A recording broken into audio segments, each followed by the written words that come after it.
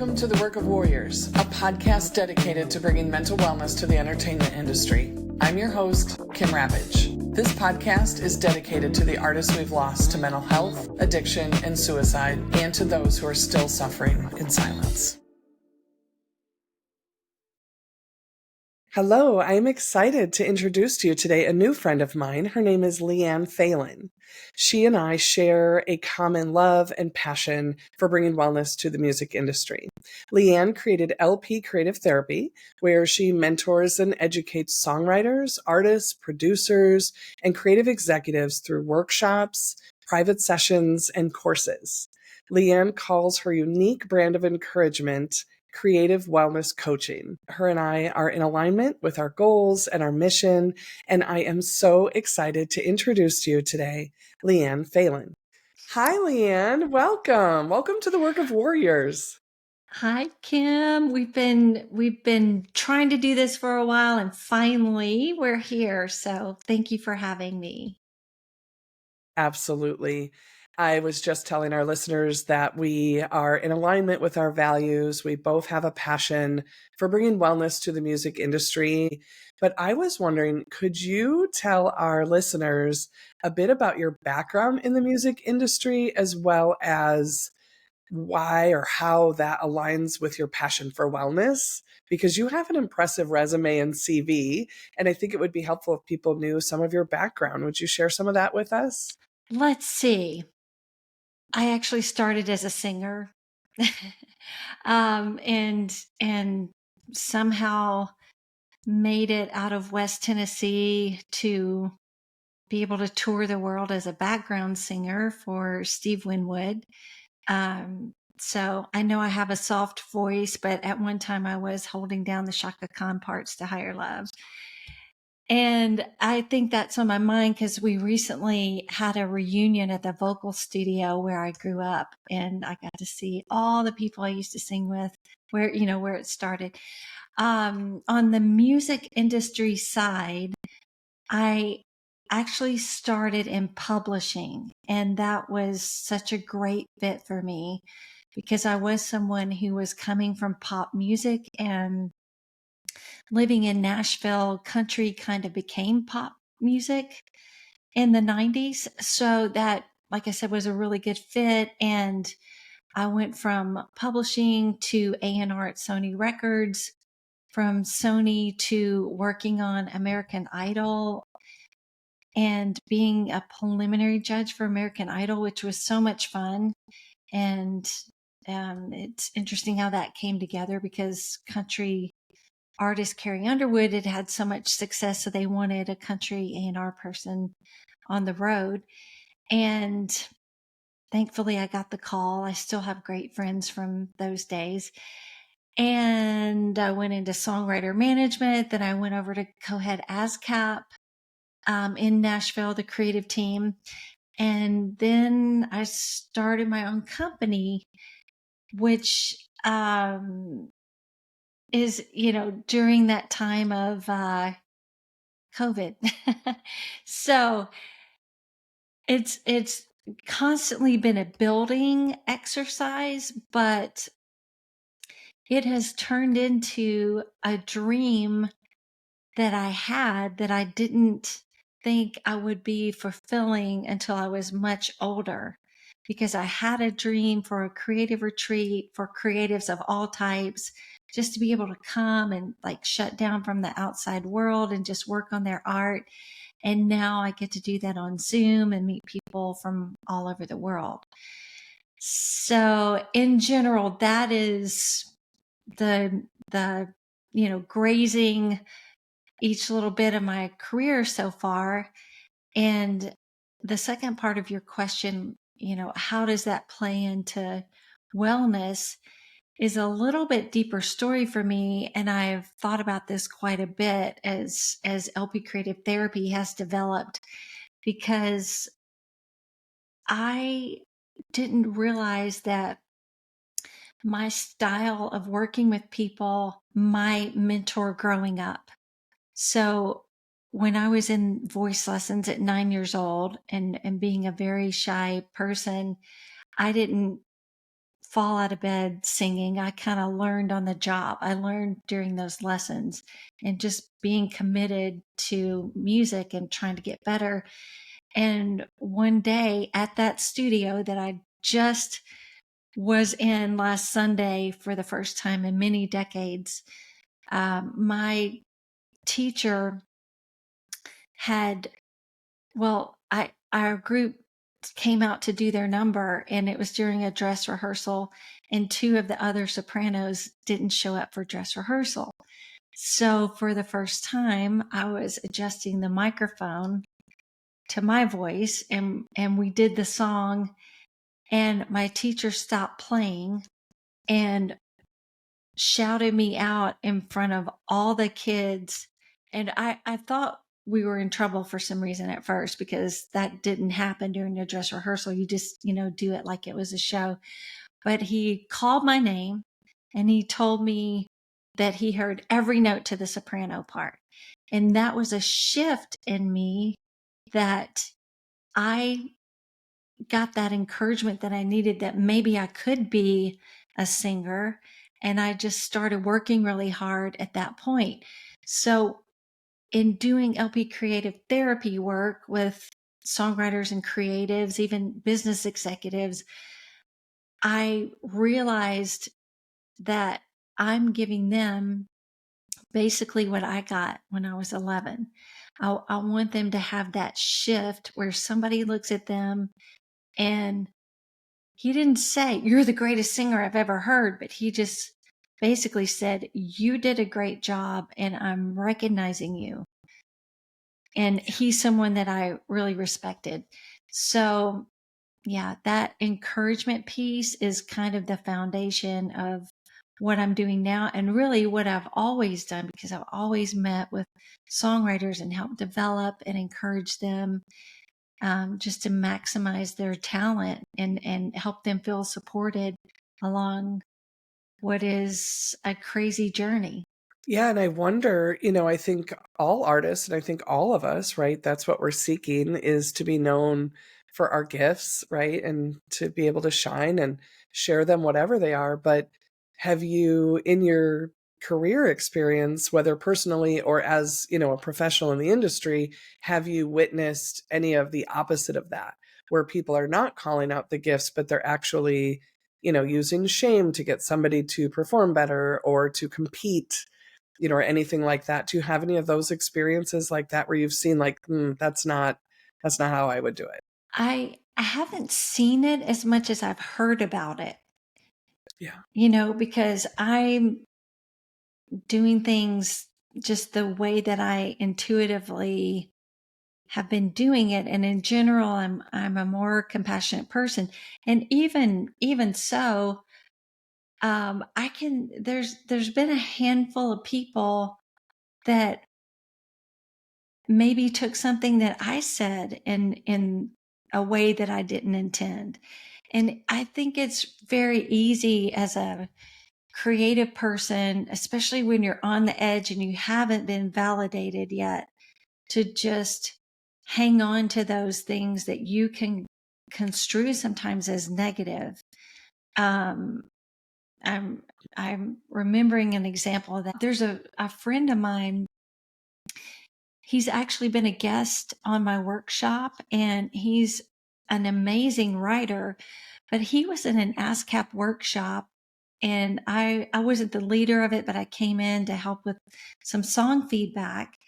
And I I'm I don't think I've, if I have, it's not my intention to just like really blast somebody for something. I'm always trying to find out or find what's good about that, and talk about those parts. I want to be real, but I want to leave people with hope and encouragement. But my friend Josh said, and we were in a private session, he said that something that I said in that workshop just really made him mad, and that he went home after that workshop and he was just, he was fuming, and he had this moment of clarity where he was like, "You know what? I'm not going to like go out all night and party. I'm going to like I'm going to read something good, and I'm going to, read something that will fill my soul up and get some good sleep and get up in the morning. And so he said he did that, and ultimately it ended up helping him. But when he told me that on a private session, and the reason I'm telling you is because I said, oh my gosh, will you please come tell that during the workshop so that people will know, when you do get feedback that you don't want, like you can handle it one of two ways, and he handled it a really great way. And then, we got to know each other, and I've helped him, get to his first publishing deal and things like that. So, yeah, it's, as creatives, I think we can be very fragile, and sensitive, because that's the nature of being a really creative person. And if there is a way that you can have a more groundedness about yourself, where you're not letting every little thing hit you, in a way that's really negative, or if you're able to have the tools to realize, like, oh, that just hit me, but wait a minute, I know what this is. This isn't about me, it's about them, and it's an opinion business, and let me just take some deep breaths here and move through this and then get back to work. I think that's a better way to handle things. For sure. And I love the story. And it, to me, like when I hear how Josh chose to handle that, that's so much in alignment with, the whole purpose of this podcast, right? Is a warrior is someone who chooses to fight for themselves in healthy ways so that they can bring their gifts into the world and enjoy their success. And I feel like that story is perfectly in alignment with our mission, right? Like, wait a minute, I'm going to do it different. I'm going to do something healthy. I'm going to do something positive, and I'm going to make something of what makes me feel bad into something good. And then just the relationship with you and how it built and the publishing deal, like that's what we're wanting. And I just want to, reiterate, a warrior is someone who chooses to fight for themselves first. And that's what Josh did, right? He could have went out, partied, trashed your name or whatever, been really mad all night. And maybe he realized it or not, but he chose himself. And I think it's beautiful. He did. And it's so easy to become defensive when you're not that thing yet. You're not the thing that you so desperately want to be. And you can take things in a way that are detrimental to you. Mhm. But I could probably, whatever it was I said, I could probably use the same terminology now if he asked me advice on one of his songs, and he would be like, okay, because he is a number one hit songwriter now, and I think when you I think a couple things. I think when you're on a particular journey creatively and you hit the mark that you think was that mark for you, I think you can take a breath, you can take a beat, but then you're either on another mountain with the same set of things you're trying to accomplish, or you might still be on the same mountain going like, oh God, I got to do this again. Like how am I going to do this again? So I hope that at least the people that are coming to my classes, like I hope they can hear enough stories and realize that enough people are feeling the same way about these things, that when they get to those points, they can remember, oh yeah, Josh had some feedback he wasn't excited about, but he pushed through and he has, an 8-week number one song, or what, that you can just know that even the most successful songwriters and artists are going through that dip constantly. And that's one of the main things I like sharing and highlighting in the workshops is just, remembering that some of the most successful songwriters have had 3 and 4 publishing deals, and when you're in year 6 or 7 and you haven't been recognized yet, it could be just around the corner for you. And I think it's that way in a lot of the arts, not just songwriting, but that's the easiest one for me to talk about. I'm so glad that you mentioned that, because you and I have talked a lot about that before, where artists go through just such extreme highs and lows. And, like you said, when you're not that thing yet. And I think something that artists forget about is that there's a whole world full of people who aren't trying to be that thing. And what I mean by that, so I'm not a musician, right? I'm a coach. And so when you were telling this story about how you had to adjust the mic for the first time for your voice, I felt a little like, ugh, like anxiety, like that would be terrifying for me, because that's not who I am, right? But all of us, regardless of what we're doing, I think we are more than what we realize. So when you say like, well, when you're not that thing yet, people forget, right? Like, oh, wait, I've been on the stages, first it was I wanted to, sing in front of a crowd, and then it was a stage, and then it was a bigger stage, and then I wanted a record deal. And it's like we keep moving that goalpost when oftentimes people think I haven't made it yet. And it's like, you are a musician. You are an artist. Embrace that. And can we put less stock into the outcome and more into the process and relax into that time frame? Because I think we forget, I think that's a lot of, again, my passion behind this podcast is people are doing amazing things. Artists are doing amazing things, and they're forgetting how much goodness they're already bringing into the world, whether they have a crowd of, 5 or 50 or 5,000 or 500,000. Can you allow yourself to be who you are without the title, so that you can enjoy the whole process along the way? Because we move that goalpost, and with jobs and gigs and deals, it's always the peaks and valleys, right? Like you said, now you're on a new mountain, right? And it's just the process, and it's not personal. And it's certainly not a reflection of where you've not made it. Does that make sense?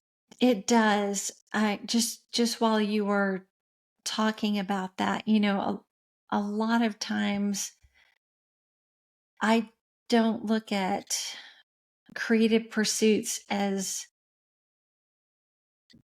different as other entrepreneurs. Yeah. But there is a difference in that if you're on a track to be an artist, or that is what you're going for, I mean, there is pressure to try to get as much accomplished in your youth as you can. I mean, just because of what we see working, so that is a pressure on a lot of people. But outside of that, I think that if you're a songwriter and you're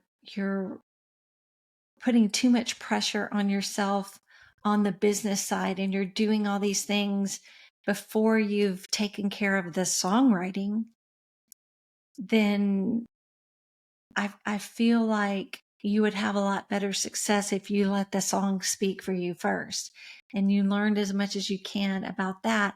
And you have to realize that a lot of it is getting through all the mediocre songs. You just like you learn something, you probably learn something every time you do your podcast. You learn something new and, tweak it a little bit. That's the same as going in the studio or building a track or writing a song or um, playing a gig. You're constantly having those at bats where you're improving, and that is also part of anybody's career. I was thinking about this the other day. So I I'm kind of a serial retreat attendee. I've been going to retreats and doing all that stuff for a long time. And years ago, I went to the Chopra Center, and I heard Deepak speak on a show that was on the Sundance Channel called Iconoclast. This was a long time ago, and I just really connected with his teachings. So I went out to this retreat at the Chopra Center, and then I started doing these meditations.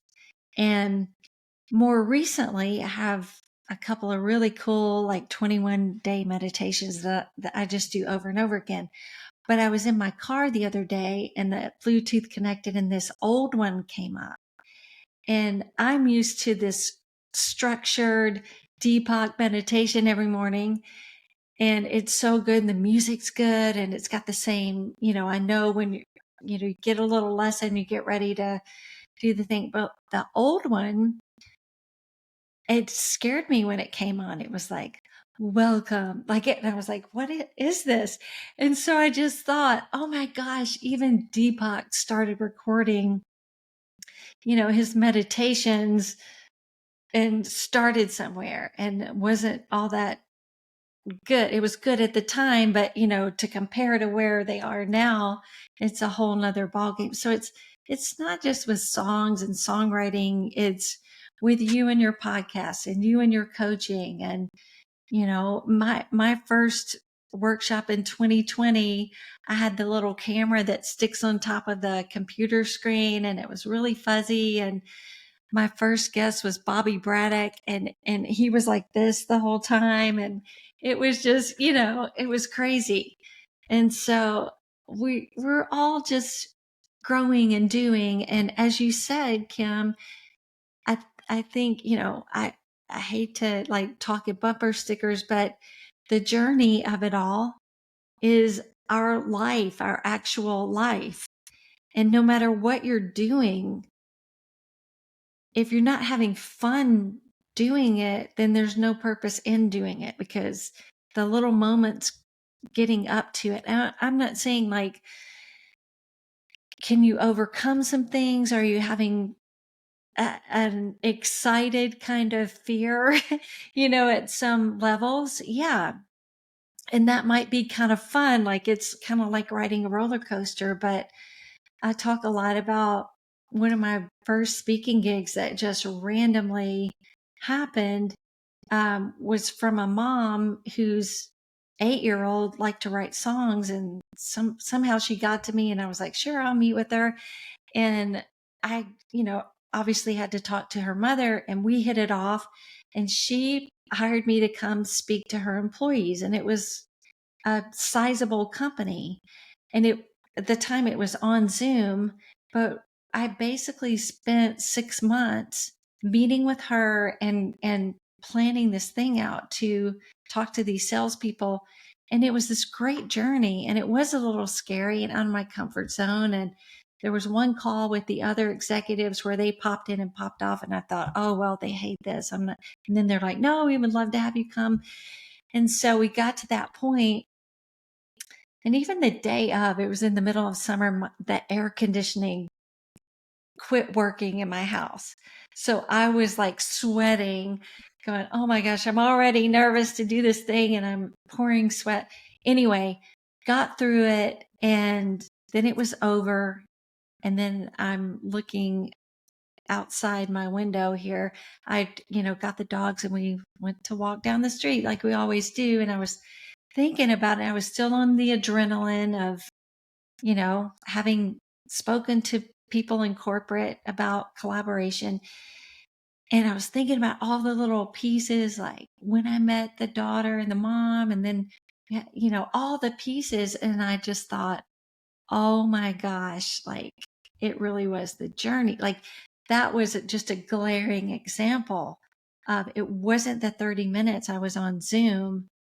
It was creating a topic. It was practicing. It was, 25 years of experience that went into even coming up with something and thinking about the business side, the creative, and that has helped me enjoy my own process in my own business. And I want other people to enjoy that too, because if you're mad, like this, if we go back to songwriters, if you're frustrated and mad that people haven't heard your music yet, and you don't have anybody on your team, you don't have champions, or you can't find co-writers and all that, and you aren't grateful for the process of getting the ideas and writing the songs and the time you spent, if that wasn't joyful for you, then you're missing a big part of what that career looks like.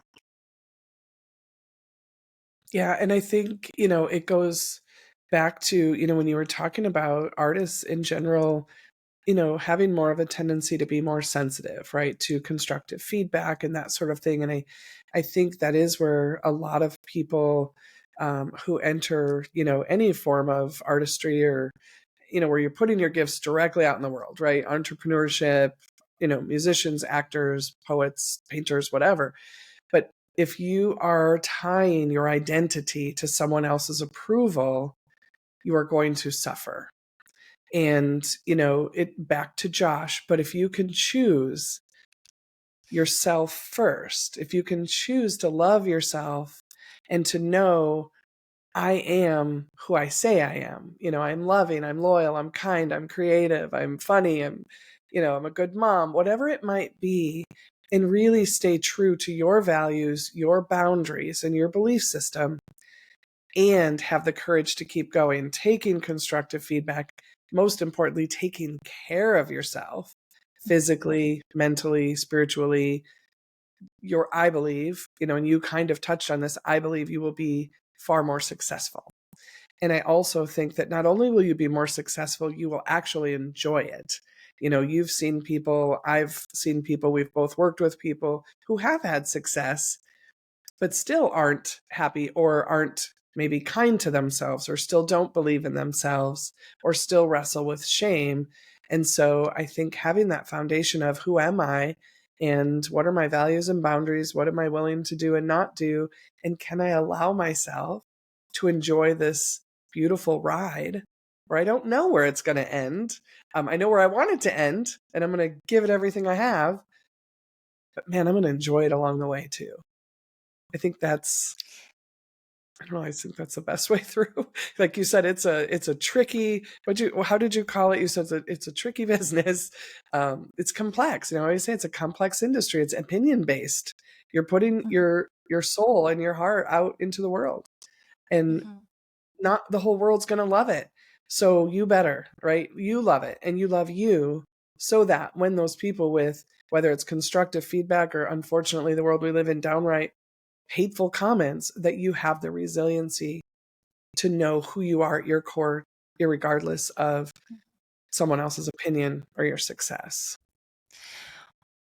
I think too, getting down to the real reasons why you're doing something is important. And I mean, we can just look in the world and look at that top tier of successful people, and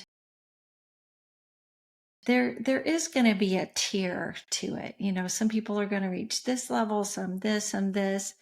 You have more control of the level that you reach than you realize. I think a lot of times people think that it's in the hands of others, it's in the hands of gatekeepers and things like that. Well, I mean, if you're taking care of the art that you're making, and it's something that is coming from a real place in you, then even with this, you have, and for those listening, your phone, you have a lot, of control right there in your hand. Again, like, I think you have to take care of your art.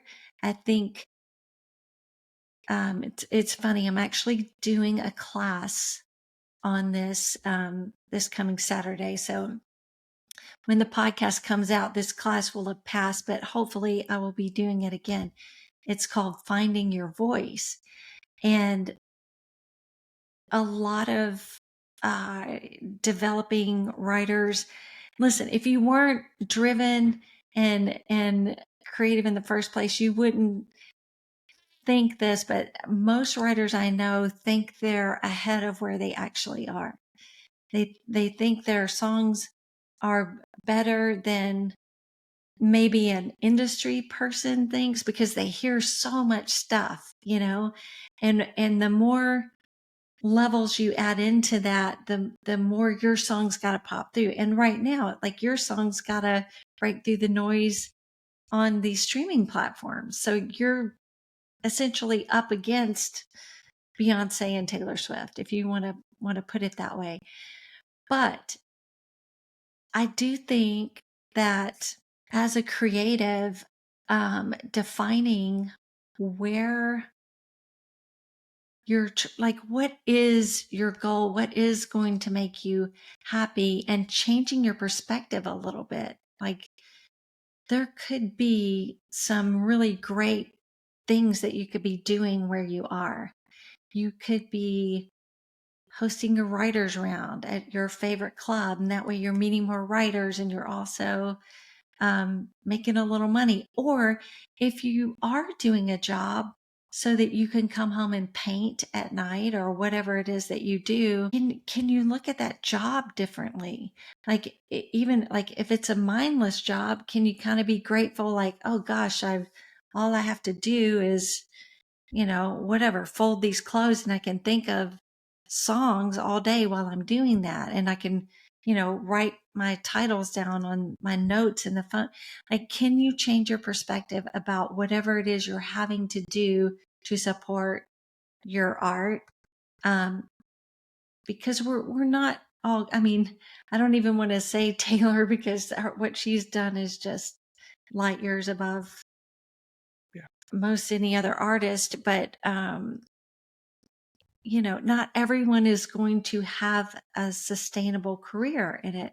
So can you figure out how to be happy while you're trying? And that involves, like I said, maybe a perspectives change about where you are. Maybe it's a job change that's a little more creative, that either gives you more time or gives you more perspective at that particular job. Maybe I'm thinking of the hit songwriter Cara DioGuardi. I believe that she worked at Billboard when she was younger, and she became, chart topping songwriter herself, among many other things, successful publisher. She was a judge on American Idol during the years I worked on the show. But just that knowledge about working at Billboard and learning how charts worked and who all the writers were, like, maybe there's something like that you can do that pertains or applies to your artistry. And then there's just the perspective of, you can actually influence things where you are. There's nothing wrong with, as a matter of fact, I was in a band like this for many years, just a bunch of guys that had a job and they loved to play music, and we had a horn section, and so it was a lot of 70s music, but we played almost every weekend and we had so much fun. It was fun to rehearse. It was fun to, so there's just so many ways to be creative and to enjoy it and be healthy about it. Yeah, I love that so much. And I think it's just such good permission that, like you said, for every career, that's what we all need, right? Like, we have to kind of detach a bit from the end outcome, still keep it in our hearts, still go for it, but also in, finding those ways along the way to enjoy it. And I love how you phrase it, and you say, take care of your art. And you're not saying like, hone your skills. It's more like, I hear it from a heart matter, like, take good care of your art, because your art is your heart, right? It's your heart and soul. Mm-hmm. And so to take care of that. And I love the way that you say that. I guess I would ask, because you are like, your energy is so peaceful, and you have this, this impressive background in the industry, and you have a lot of experience, and you're still, you're a teacher, you're an educator, you're, a therapist of sorts, and you pour into people, but you have this positive, kind, loving, peaceful energy, and still in a complex industry. And so, what do you do on a regular basis? I heard you say you walk your dog, but what do you do for general, like physical and emotional wellness or mental wellness along the way that helps you stay grounded as you're building a business? You're also an entrepreneur.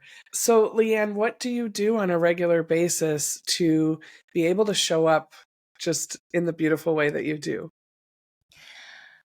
I appreciate that question and the fact that you say that I'm calm and peaceful. I like that. I got to move into this house about 10 years ago, and it's funny. I was drawn to this statue, and it's in my house now, and I've got to build. So, but this statue was like the first thing that I got, and the name of it is called the Lady of Compassion. And I thought that is so weird that I was drawn to this statue, and she's missing a hand. So I really liked that, like it was imperfect and all that.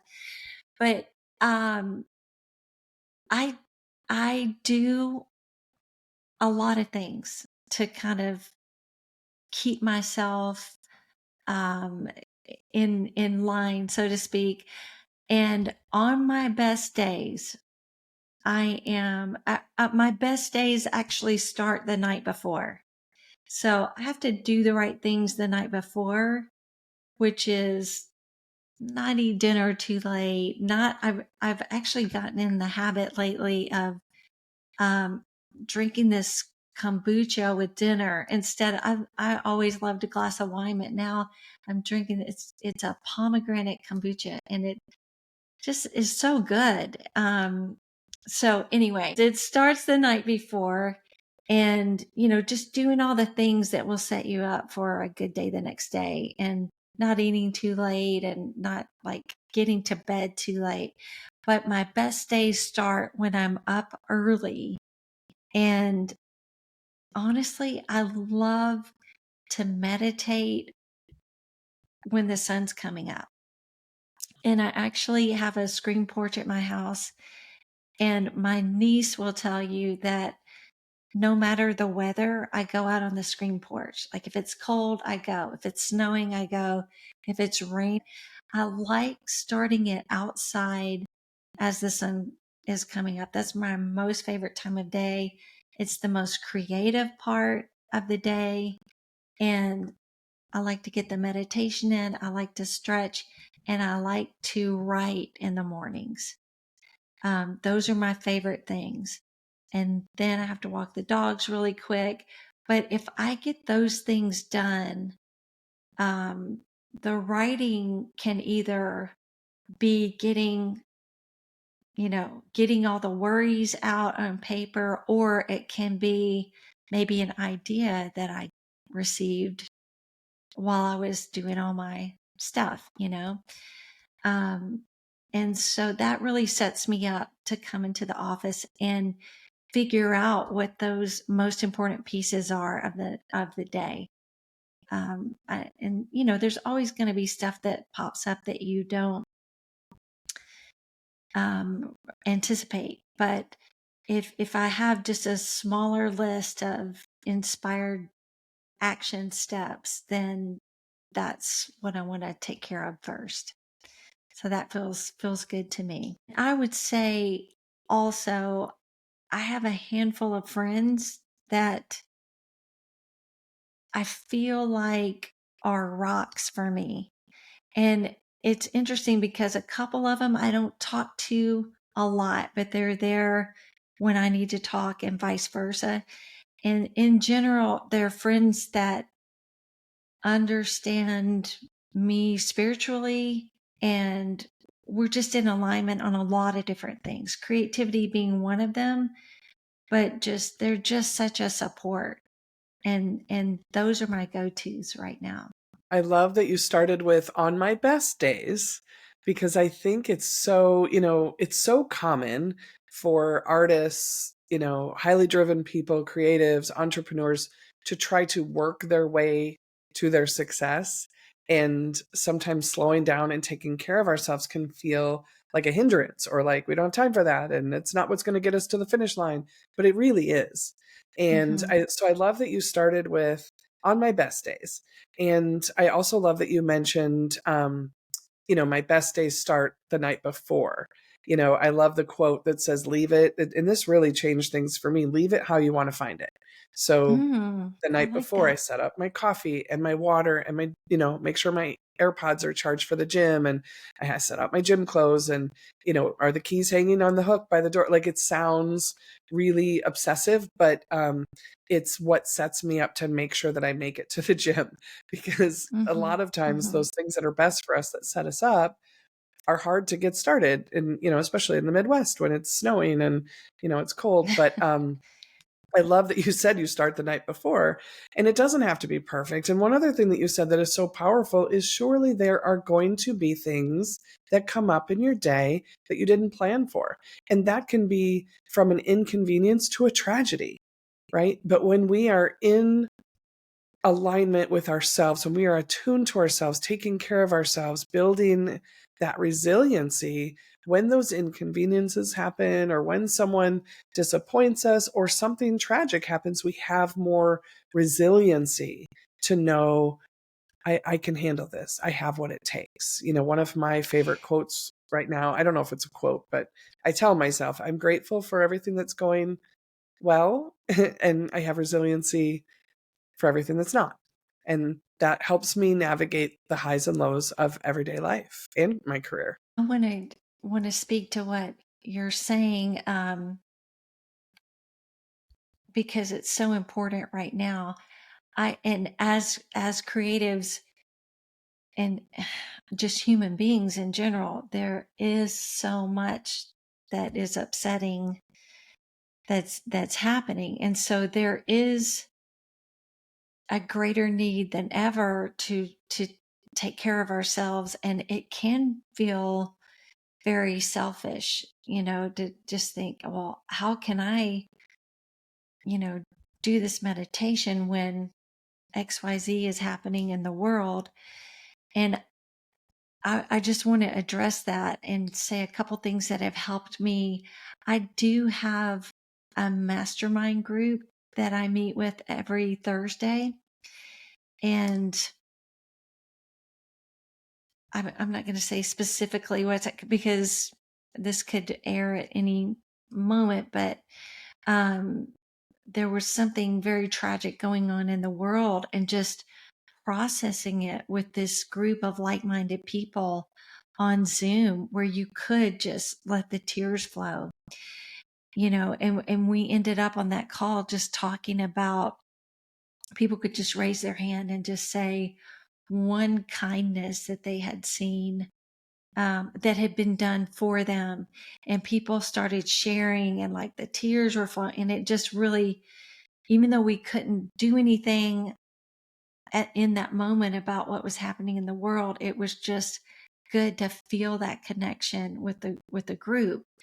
And I'm, I don't have kids. So when I was saying my morning routine and everything, I think about parents a lot that have so much going on that they'd have to get up at 3 a.m. to have the kind of routine that I have, and am so grateful for.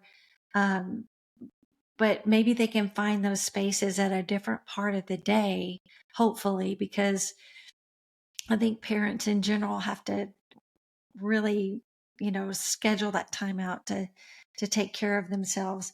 But back to the mastermind group and just finding a place where you can connect with other like-minded people. Um, that was very helpful. And then another thing that I've recently been leaning into is guided breathwork meditation. I think that can be so powerful in releasing stuff that we're holding onto in the body. And there's so many people that are struggling with anxiety. And I had that issue 2020, 2021. It was like a culmination of a lot of different things, and breath work really helped me. I know, some people choose different avenues, but I felt like the anxiety that I was experiencing could be something that I could work through without medication or anything like that. And um, it that breath work, like if you really find a great teacher and you can really drop into it, I've just had a lot of success with it. Yeah, there's a lot of power within ourselves. And that, that is the work of a warrior, right? To find what is Mm. within you that's healthy, that you can access, and to start with, I am worth taking 5 breaths before I start my day. I'm worthy of pausing before I enter into this meeting or make this phone call or, send off this proposal. And it's important to just really focus on taking care of ourselves. And yes, we love the parents who have the additional responsibilities, and it's so hard to find time. But again, we have to be careful not to wrap our identity solely in another person, even via our child, right? Because what happens is we lose that connection. And so, to give parents permission to have a messy house and messy dishes, but a healthy connection to their children and to be able to model wellness, I think we need to give people more permission to do that. So I have 2 more questions for you, LeAnn. The first one is, if there's somebody who's listening now, the big ultimate goal with the work of warriors is to end celebrity suicide. We have far too many people, believing this false narrative that being successful or famous or rich or a million followers is going to be the answer. And we see over and over and over that that is just not true. And you've spoken so eloquently and beautifully about what actually builds a beautiful life as an artist. And I appreciate that.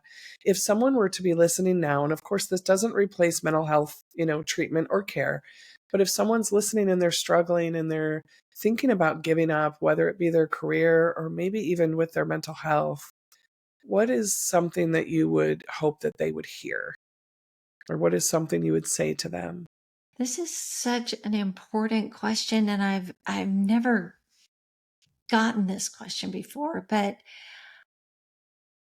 I want to say to somebody that is feeling like that they aren't alone. And there are a lot of ways if they could just reach out. There are a lot of companies that have an opportunity for you to reach a mental health professional, or I actually feel like there are a lot of people in the world that are kind of tuned into this type of health emergency that you're having. And I think that if you can reach out, it would be the best thing to do. It's just like I was talking about with that mastermind group, to have a place where I don't necessarily know these people one on one. It's just we all are drawn to this class because we want to learn, and if there's some place where you can connect like that, and you can feel that some of the feelings that you're having that other people are having too, and you can be in a place where you're not judged for being depressed or being more than depressed, being at that suicidal moment where you could actually express yourself. Kim, as a coach, do you find that people who are far down the ladder in feeling that way, like, is it is it something that is possible for them to like feel like they could reach out, or is that kind of a symptom of being kind of, so unwell that you don't feel like you can reach out? I think that's a great question. And, that's what I want to do. I want to normalize the conversation around, just normalizing the act of reaching out, because there's so much shame still in 2023. There's still so much shame in struggling with mental health.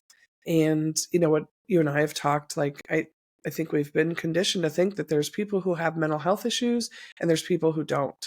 And I just don't see it that way anymore. As a, a former therapist, now a coach, I think we all have a story and we all have a nervous system and we all get triggered and younger parts of us come forward, and we have to normalize the complexity and the fluctuation of our emotions and our nervous system. And so when you are in the dark, and I myself have been in the dark, in my darkest days, I truly believe in my head that, my family would be better off without me. And in those dark places, I believe that. Now, I don't believe that when I'm regulated, when I'm well. Mm-hmm. And that is why Mm-hmm. I fight so hard for my wellness, because I don't want to feel that again if I can avoid it. And so I think when people reach out, and like you said, to know, the work of warriors, especially, is about a lot of people who've been there and who are now thriving. And it's, just like in any other areas of our career, but in our personal life, to know someone else has been there. And the first thing that you said, which is nearly the first thing everybody says when I ask that question, is you're not alone. You're not alone, because people have experienced the darkness and have made it out. And you're not alone because there are so many people, from therapists to coaches to mentors to mental health professionals to organizations to nonprofit organizations, who want to help you and who see you and who do not connect your productivity or your success to your humanity. So, yes, it's really hard to reach out when you feel that low. It's really hard to reach out when all you can think about is not wanting to feel pain anymore. But when you learn your worth and you learn to take care of yourself and you learn how to not take things personally and how to take care of yourself, and you start to thrive, you build that resiliency, and life becomes a lot more beautiful. And there's so much beauty. And if you keep going and you ask for help and you take care of yourself, like, amazing things are waiting on the other side. I think so many people are going to get so much benefit out of what you just said, because you have been there, and and you have your own journey as to how you are here with your beautiful smile today. And that's way more potent encouragement than anything I could give to someone at those depths. You know, I think anytime you've experienced something, it just lands more solidly with people. I love what you said. And I think that's going to be very helpful. You'll have to guide me here with your expertise, but one thing that has helped me as well is I have certain mentors that I listen to, even on YouTube, which is free, um, if you want to withstand the commercials. But I listen every day to something that is feeding me. And even, some days I tune into it more than others. Like some days I'm right there going, oh my gosh, I can't believe I clicked on this one, because that's exactly what's happening. And other days it's almost like background, but it's soothing to me.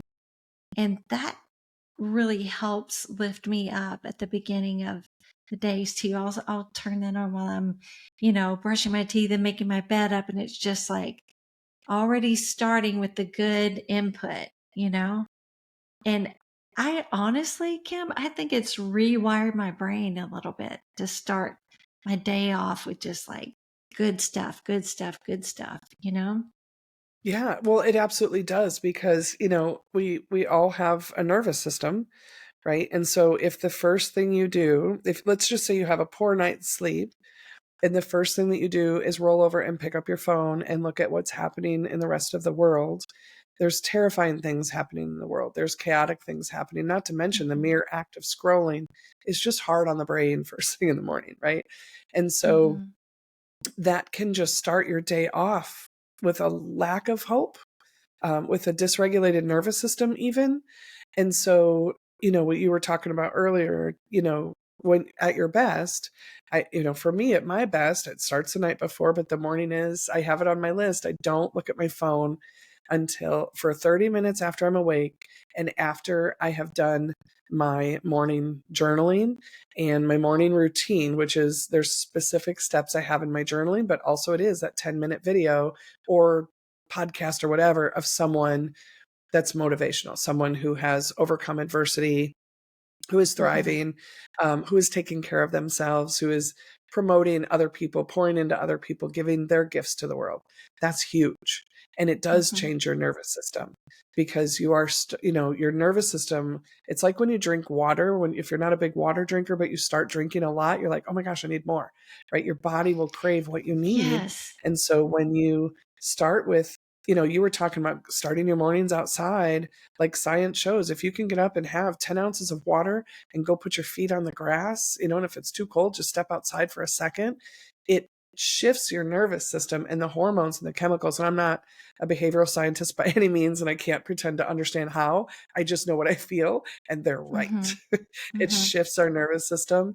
And, when that's an act of self love.